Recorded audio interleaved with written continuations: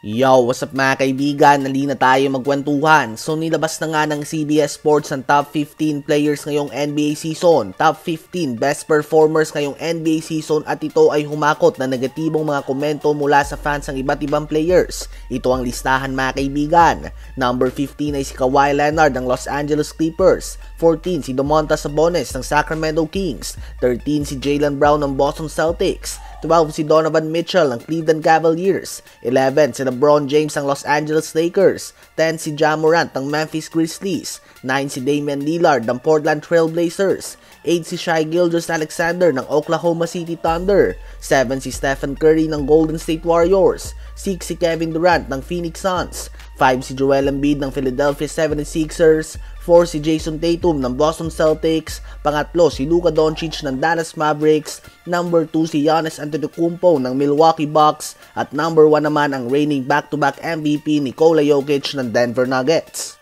So yan nga ang rankings mga kaibigan na inuulan ng batikos ngayon dahil sa iba't ibang dahilan. May mga fans na hinahanap ang kanilang mga idolo na tulad na lamang ni Kyrie Irving, Zion Williamson, Paul George, Anthony Davis, Trae Young o kung sino pa man. Andyan din ang ibang mga Amerikano na hindi natutuwa dahil panay international players na nasa top 3 ng listahan na ito. At 4 sa top 5 ay mga players na pinanganak sa labas ng Amerika.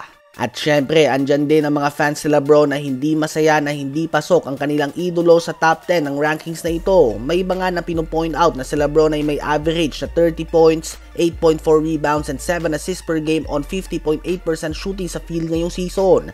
Di hamak nga daw na mas maganda pa ang stats ito sa ibang players na nilagay na mas angat sa kanya.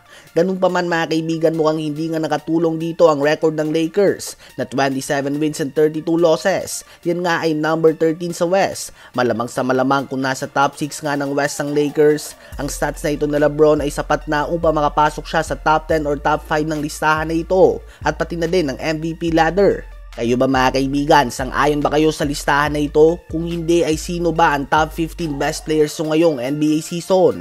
Ngayon ay tumungo naman tayo kay Victor Wembanyama. Ang alien na ito kung tawagin nga na LeBron ay tumangkad na naman mga kaibigan. Siya ay may listed height na ngayon na 7'5" kapag nakasapatos at 7'4" kapag wala.